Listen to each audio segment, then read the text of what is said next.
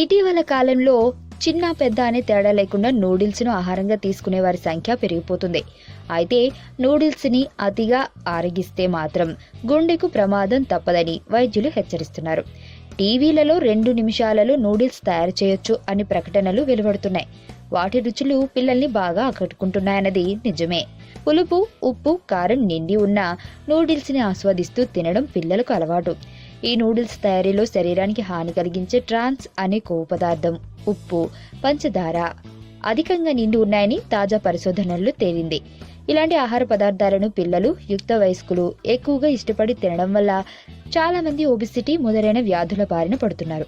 కాబట్టి ఇటువంటి మిశ్రమ ఆహార పదార్థాలను దూరంగా ఉంచేందుకు ప్రయత్నించాలి అని మన ఆరోగ్య జీవనానికి సలహాలిస్తున్నారు పరిశోధకులు.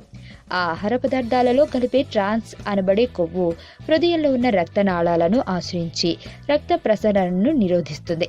దీనివల్ల త్వరలోనే రక్తనాళాలు మూసుకుపోయి అతి చిన్న వయసులోనే హార్ట్ అటాక్ వచ్చే అవకాశాలు చాలా ఎక్కువగా ఉన్నాయని హెచ్చరిస్తున్నారు పరిశోధకులు.